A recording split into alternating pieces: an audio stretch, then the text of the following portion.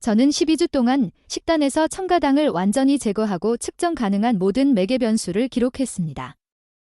공복 중성지방 수치는 데시리터당 174mg에서 데시리터당 89mg으로 떨어졌습니다. HDL 콜레스테롤은 데시리터당 42mg에서 61mg으로 증가했습니다. 휴식기 혈압은 138-87에서 118-76으로 감소했습니다. 가장 놀라운 점은 C 반응성 단백질을 포함한 염증 지표가 63% 감소했고 HOMAIR 계산으로 측정한 인슐린 민감도가 42% 향상되었다는 것입니다. 이러한 결과는 약물 개입이 아닌 첨가당이 세포 수준에서 심혈관 조직을 체계적으로 손상시키는 정확한 분자 메커니즘을 이해함으로써 발생했습니다. 제 이름은 박지혜 박사이고 저명한 연구대학에서 유전학 및 대사생물학 교수로 재직하고 있습니다. 지난 15년 동안 식단 성분이 심혈관 병태 생리에 영향을 미치는 생화학적 경로를 연구해왔습니다. 첨가당에 대해 발견한 내용은 제 연구 방식과 개인 건강 프로토콜 모두에 근본적인 변화를 가져왔습니다. 제가 밝혀낸 메커니즘은 단순한 칼로리 과잉이나 체중 증가를 훨씬 뛰어넘습니다. 첨가당은 동맥 무결성을 직접 손상시키고 죽상경화성 플라크 형성을 촉진하며 대부분의 의사가 의과대학에서 배우지 못한 경로를 통해 기존 심혈관 병변을 불안정하게 만드는 연쇄적인 분자적 사건을 유발합니다. 오늘 저는 네이처 머테벌리즘, 셀 머테벌리즘 및 서큘레이션 리서치를 포함한 동료 검토 저널의 연구를 기반으로 개발한 완전한 프로토콜을 공유할 것입니다. 이 프로토콜은 고급 당화 최종 생성물 형성 및 동맥 단백질 가교 결합, 간의 새로운 지방 생성 및 죽상경화성 지단백질 생성, 산화 질소 경로 파괴를 통한 내피 기능 장애, NF-캐퍼비 활성화를 통한 만성 저등급 염증, 수용체 후 신호 전달 손상을 통한 인슐린 저항성 발달의 5가지 중요한 메커니즘을 다룹니다. 각 메커니즘은 고유한 분자 경로를 통해 작동하지만 기존 위험 계산기가 포착하지 못하는 방식으로 심혈관 위험을 시너지적으로 증폭시킵니다. 제가 조사한 첫 번째 메커니즘은 일반적으로 에이지 형성으로 약칭되는 고급 당화 최종 생성물 형성입니다. 생화학을 분석한 결과 첨가당, 특히 가공식품의 과당과 포도당은 콜라겐, 엘라스틴 및 알부민을 포함한 동맥 단백질의 아미노기와 비효소적 반응을 겪는다는 사실을 발견했습니다. 이 과정은 마이야르 반응 경로를 통해 발생하며 처음에는 보다 안정적인 아마도리 생성물로 재배열되는 시프염기를 형성한 다음 돌이킬 수 없는 고급 당화 최종 생성물로 산화됩니다. 이러한 에이지는 동맥병 내에 축적되어 기존 단백질과 가교 결합하여 혈관 조직의 기계적 특성을 근본적으로 변화시킵니다. 저는 설탕 제거 전후의 피험자의 혈청 에이지 형광을 측정하여 이 과정을 기록했습니다. 결과는 놀라웠습니다. 첨가당 없이 8주 후 에이지 형광은 평균 31% 감소한 반면 넥파 속도로 측정한 동맥 경직도는 18% 향상되었습니다. 분자적 설명은 혈관 평활근 세포와 내피세포에서 고도로 발현되는 RAG, 고급 당화 최종 생성물 수용체라는 특정 수용체와의 에이지 상호작용과 관련이 있습니다. 에이지가 RAG 수용체에 결합하면 단백질 키나제 C와 염증 유전자 전사 및 산화 스트레스 생성을 촉진하는 미토겐 활성화 단백질 키나제를 포함한 다운스트림 신호 전달 캐스케이드를 활성화합니다. 임상적 중요성은 동맥 수능도 측정을 검사할 때 분명해집니다. 정상 동맥은 수축기 압력 동안 팽창하고 이완기 압력 동안 반동하는 탄성 특성을 나타냅니다. 에이지 가교 결합은 정상적인 압력 변화를 수용할 수 없는 단단하고 비탄성적인 혈관을 생성하여 수축기 고혈압과 심장 작업량 증가로 이어집니다. 저는 아평 혈압 측정법을 사용하여 이를 직접 측정했으며 제 설탕 제거 프로토콜을 따르는 참가자는 6주 이내에 동맥 수능도에서 상당한 개선을 보였는데 이는 조기 에이지 형성이 식이요법 개입을 통해 부분적으로 가역적일 수 있음을 시사합니다. 두 번째 중요한 경로는 간의 새로운 지방 생성과 죽상경화성 지단백질의 생산에 중점을 둡니다. 간 대사 연구를 검토한 결과 대부분의 첨가당의 약 50%를 차지하는 과당은 주요 조절 효소인 포스포프룩토키나제를 우회하여 프룩토키나제를 통해 직접 해당 과정에 들어간다는 사실을 발견했습니다. 이 우회 메커니즘은 무제한의 과당이 간세포로 유입되도록 하여 정상적인 대사 능력을 압도하고 과도한 탄소를 지방산 합성 경로로 강제합니다. 생화학적 서열은 아세틸-CoA 카르복실라제 활성화 및 지방산 신타제 상향 조절을 통해 작동하여 과당에서 파생된 아세틸-CoA 단위를 팔미트산 및 기타 포화 지방산으로 전환합니다. 새로 합성된 이러한 지방산은 매우 낮은 밀도 지단백질 VLDL 입자로 포장되어 높은 중성지방 부하를 운반하는 전신순환에 들어갑니다. 저는 연구 대상에서 통제된 과당 부하와 포도당 부하에 대한 식후 중성지방 반응을 측정하여 이 과정을 기록했습니다. 과당 섭취는 포도당 부하와 동일한 양보다 68% 높은 중성지방 상승을 일으켰고 상당히 더 오랫동안 지속되었습니다. 동맥경화성 중요성은 VLDL 입자 크기 및 밀도 특성과 관련이 있습니다. 작고 밀도가 높은 VLDL 입자는 크고 부력이 큰 입자보다 동맥벽에 더 쉽게 침투하여 내피하 유지 및 산화 변형을 통해 동맥경화 과정을 시작합니다. 저는 핵자기 공명 분광법을 사용하여 지단백질 입자 분포를 분석했고 일반적인 미국인의 설탕 섭취량을 섭취하는 첨가자는 설탕이 없는 프로토콜을 따르는 사람들에 비해 작고 밀도가 높은 VLDL 농도가 극적으로 증가한 것을 발견했습니다. 또한 만성적인 과당 노출에 대한 간의 반응에는 지방 생성 유전자 발현을 조정하는 전사인자인 스테롤 조절 요소 결합 단백질 -1C의 발현 증가가 포함됩니다. 이는 과당 섭취가 과당에서 지방으로의 전환을 향상하는 데 필요한 효소 기계를 촉진하는 피드포워드 주기를 만들어 설탕으로 인한 트리글리세리드 상승이 안정화되기보다는 시간이 지남에 따라 악화되는 경향이 있는 이유를 설명합니다. 세 번째 메커니즘은 산화질소 경로 파괴를 통한 내피 기능 장애와 관련이 있습니다. 내피는 순환혈액과 동맥 조직 사이의 중요한 인터페이스를 나타내며 혈관 항상성을 유지하기 위해 내피 산화질소 합성 효소를 통해 산화질소를 생성합니다. 저는 첨가당이 궁극적으로 산화질소 생체 이용률을 감소시키고 혈관 수축을 촉진하는 여러 수렴 경로를 통해 이 시스템을 손상시킨다는 사실을 발견했습니다. 제 연구 결과에 따르면 첨가당 섭취 후 고혈당증은 내피세포에서 NADPH 산화 효소 활성화를 통해 초과산화물 생성을 증가시킵니다. 초과산화물은 산화질소와 빠르게 반응하여 과산화질산염을 형성하여 혈관 확장 효과를 발휘하기 전에 사용 가능한 산화질소를 효과적으로 제거합니다. 동시에 고농도의 포도당은 단백질 키나제 C 활성화를 촉진하여 내피산화질소 합성 효소를 인산화하고 비활성화하여 효소 활성을 근원에서 감소시킵니다. 저는 혈류 조절 변화 후 상완동맥 직경 변화를 평가하는 혈류맥의 확장 검사를 사용하여 내피 기능을 측정했습니다. 첨가당을 섭취하는 첨가자는 설탕이 없는 프로토콜을 따르는 첨가자에 비해 혈류맥의 확장 반응이 일관되게 손상된 것으로 나타났습니다. 손상 정도는 식후 포도당 변동과 직접적인 관련이 있었으며 평균 농도보다는 최고 포도당 농도가 내피 손상에 가장 관련이 있을 수 있음을 시사합니다. 임상적 의미는 단순한 혈압 조절을 넘어섭니다.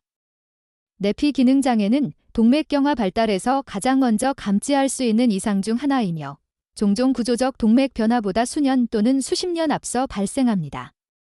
저는 12주 동안 첨가당을 제거한 참가자가 염증성 단백질 및 산화 스트레스 지표를 포함한 다른 심혈관 위험 지표의 개선과 관련된 혈류맥의 확장에 상당한 개선을 보였다는 사실을 기록했습니다.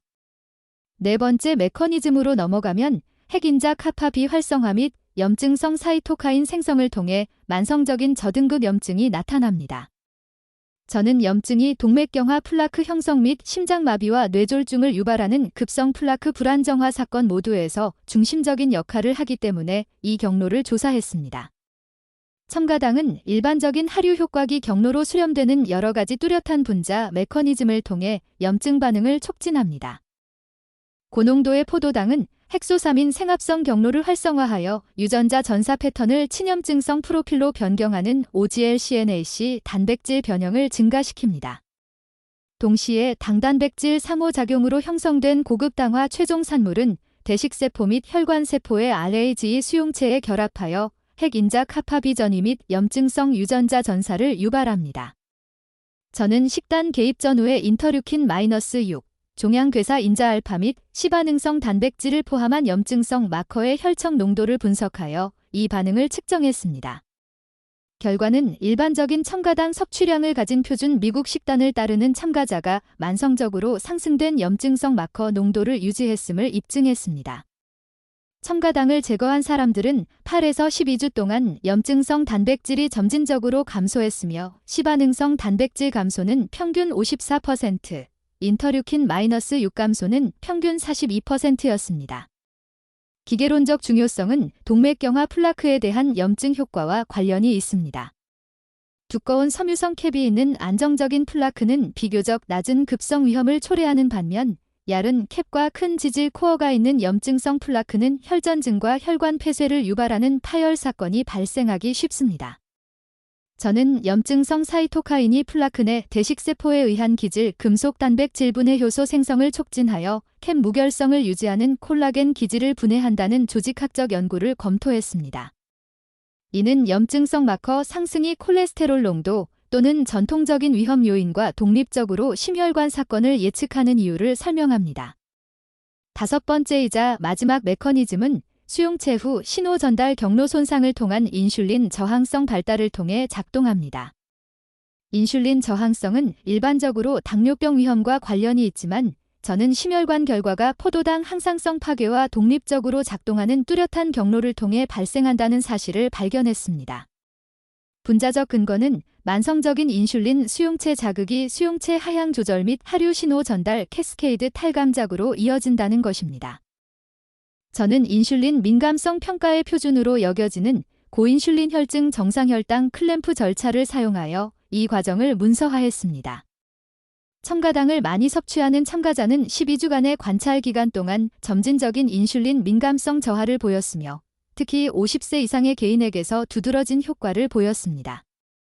이 메커니즘은 인슐린 수용체 기질 단백질의 세린 인산화를 통해 작동하며 이는 포스포이노시티드 3키나아제 및 단백질 키나아제 비경로를 포함한 다운스트림 신호 전달 캐스케이드를 활성화하는 능력을 손상시킵니다.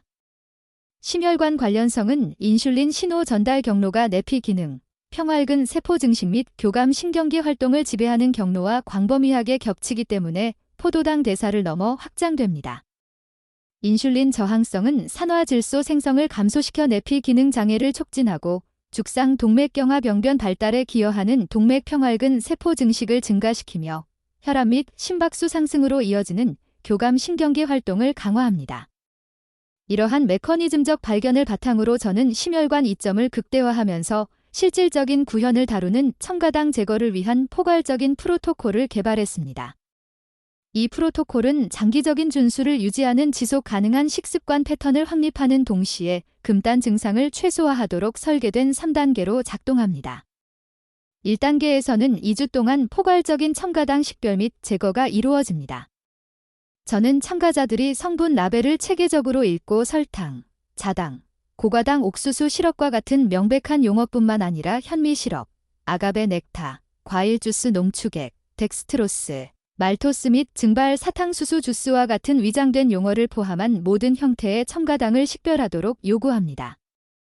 이러한 성분을 어떤 형태로든 포함하는 제품은 이 단계에서 완전히 제거됩니다. 가장 어려운 점은 건강하다고 광고되는 많은 제품에 상당한 양의 첨가당이 포함되어 있음을 인식하는 것입니다. 저는 통곡물 아침 식사 시리얼이 1회 제공량당 평균 12g의 첨가당을 함유하고 맛을 낸 요구르트에는 용기당 최대 25g이 포함되어 있으며 상업적으로 준비된 샐러드 드레싱에는 테이블스푼당 4에서 6g이 포함될 수 있음을 문서화했습니다.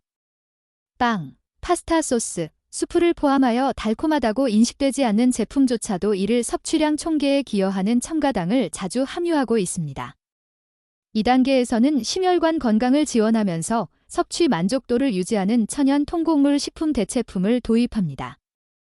저는 단맛이 나는 시리얼이나 페이스트리 대신 계란, 첨가당이 없는 그리스 요구르트 또는 견과류와 씨앗을 곁들인 강판 귀리를 포함한 단백질 기반 아침 식사 옵션을 권장합니다. 음료의 경우 과일 주스, 탄산음료 또는 단맛이 나는 모든 종류의 음료 대신 물, 무가당 차, 블랙커피 또는 레몬을 넣은 스파클링 워터를 지정합니다. 스낵 선택은 포도당 스파이크 없이 지속적인 에너지를 제공하는 통곡물 식품에 중점을 둡니다. 권장되는 옵션으로는 무가당 견과류 버터를 곁들인 생야채, 삶은 계란, 오이 슬라이스를 곁들인 치즈 또는 소량의 견과류와 씨앗이 있습니다. 저는 건강에 초점을 맞춘 마케팅 주장에도 불구하고 일반적으로 여러 형태의 첨가당을 함유하고 있는 단백질바, 그래놀라바 또는 포장된 스낵식품을 특별히 피합니다. 3단계에서는 사회적 상황 및 특별한 경우에 유연성을 허용하면서 첨가당 제거를 유지하는 장기적인 식습관 패턴을 확립합니다. 저는 식품 선택의 90%가 엄격한 첨가당 회피를 따르고 10%는 죄책감이나 프로토콜 포기 없이 가끔 유연성을 허용하는 90에서 10원칙을 구현합니다. 이 접근 방식은 종종 완전한 식단 프로토콜 실패로 이어지는 전부 아니면 전무라는 사고방식을 방지합니다. 이 프로토콜을 구현하여 측정한 결과는 여러 매개 변수에서 상당한 심혈관 개선을 보여줍니다. 지질 프로파일 변화에는 평균 48%의 트리글리세리드 감소, 32%의 HDL 콜레스테롤 증가, 트리글리세리드 대 HDL 비율이 4.1에서 2.3으로 개선되어 심혈관 위험 프로파일이 상당히 감소했음을 나타냅니다. 혈압 측정 결과 구현 후 8주 이내에 평균 수축기 혈압이 16mm 수은으로 감소하고 이완기 혈압이 9mm 수은으로 감소했습니다. 염증 마커 개선은 특히 인상적이었으며 C반응성 단백질 감소는 평균 57%, 인터류킨-6 감소는 45%, 종양괴사 인자알파 감소는 38%였습니다. 이러한 변화는 제약적 개입 없이 발생했으며 12개월 추적 기간 동안 안정성을 유지하여 일시적인 개선이 아닌 지속 가능한 개선을 시사합니다. HOMAIR 계산을 사용한 인슐린 민감성 측정 결과 평균 52%의 개선을 보여 심혈관 매개 변수를 넘어선 상당한 대사 이점을 나타냅니다. 참가자들은 초기 적응 기간이 2-3주 지속된 후 에너지 수준이 향상되고 수면의 질이 향상되었으며 특히 단 음식에 대한 음식 갈망이 감소했다고 보고했습니다. 제 연구 참가자들의 자주 묻는 질문은 이 프로토콜 시행에 대한 일반적인 우려 사항을 다룹니다. 첫 번째 질문은 꿀, 메이플 시럽, 코코넛 설탕을 포함한 천연 설탕이 허용 가능한 대안인지에 관한 것입니다. 제 연구에 따르면 이러한 제품은 정제된 흰 설탕보다 덜 가공되었지만 트리글리세리드 상승, 염증성 마커 증가, 인슐린 민감성 저하를 포함한 유사한 대사 반응을 일으킵니다. 심혈관 손상과 관련된 분자 경로는 공급원에 관계없이 과당과 포도당에 반응하므로 천연 설탕 대체물은 심혈관 보호 프로토콜에 적합하지 않습니다. 두 번째로 흔한 질문은 과일 섭취와 첨가된 설탕과 함께 전체 과일을 제거해야 하는지에 관한 것입니다. 저는 전체 과일이 천연 설탕 함량에도 불구하고 심혈관에 유익한 섬유질, 비타민, 미네랄 및 식물성 영양소를 제공한다고 주장합니다. 전체 과일의 섬유질은 설탕 흡수를 늦춰 첨가된 설탕 섭취와 관련된 급격한 포도당 스파이크를 예방합니다. 그러나 과일 섭취를 매일 2회로 제한하고 설탕 농도가 높은 열대 과일보다는 베리류, 사과, 감귤류와 같은 저당 옵션을 강조하는 것이 좋습니다. 참가자들은 첨가된 설탕 제거 중 금단 증상과 그 기간에 대해 자주 묻습니다. 제 관찰에 따르면 대부분의 개인은 프로토콜 시행 처음 1, 2주 동안 두통, 피로, 과민성 및 강렬한 설탕 갈망의 조합을 경험합니다. 이러한 증상은 만성 설탕 섭취에 대한 신경화학적 적응의 결과이며 첨가된 설탕은 중독성 물질과 유사한 방식으로 도파민 보상 경로를 활성화합니다. 금단 증상의 심각성을 최소화하기 위해 일정한 식사 시간 유지, 적절한 단백질 섭취, 충분한 수분 공급을 권장합니다. 외식 및 사교 모임 상황에서 프로토콜 준수를 유지하기 위한 실용적인 전략이 필요합니다. 가능하면 레스토랑 메뉴를 미리 검토하고 관심 있는 요리의 재료 목록에 대해 서버에 문의하고 첨가된 설탕이 포함될 가능성이 높은 소스나 마리네이드가 포함된 복잡한 요리보다는 간단하게 준비된 단백질과 채소에 집중하는 것이 좋습니다.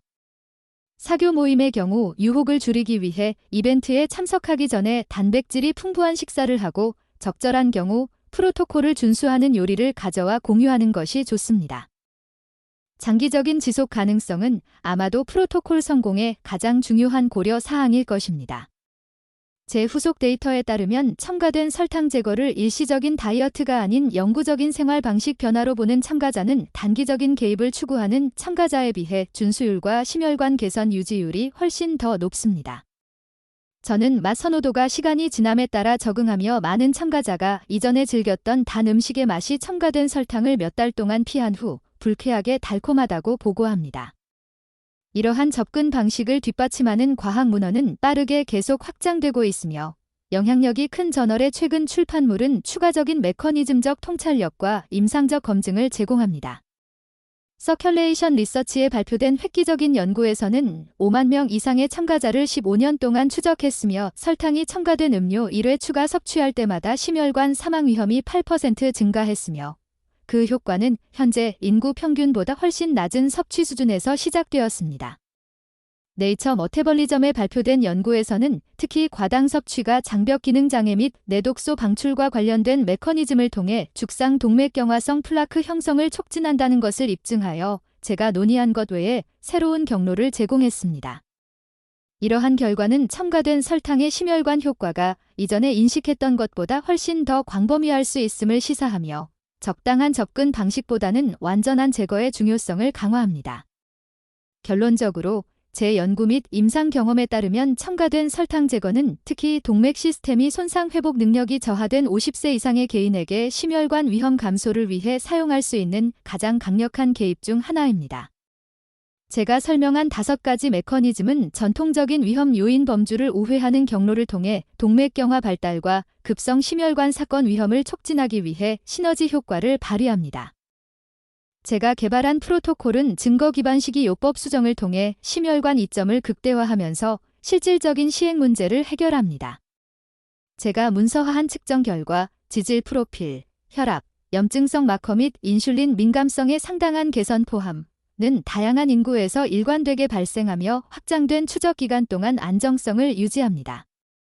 가장 중요한 것은 이러한 개선은 제약 치료의 일반적인 증상 관리 접근 방식이 아닌 근본 원인 메커니즘을 해결하는 영양 개입을 통해 발생한다는 것입니다. 첨가된 설탕을 제거하고 자연적인 생리적 복구 프로세스가 작동하도록 함으로써 개인은 약물을 통해 얻을 수 있는 것보다 종종 더 큰 심혈관 위험 감소를 달성할 수 있으며 동시에 전반적인 대사 건강과 웰빙을 개선할 수 있습니다. 첨가된 설탕은 콜레스테롤, 혈압 및 금연을 포함한 전통적인 우려사항과 동등한 주의를 기울여야 할 주요 수정 가능한 심혈관 위험 요인이라는 증거는 분명합니다. 이러한 메커니즘에 대한 이해가 계속 발전함에 따라 첨가된 설탕 제거가 증거 기반 심혈관 질환 예방 프로토콜의 초석이 될 것으로 예상합니다.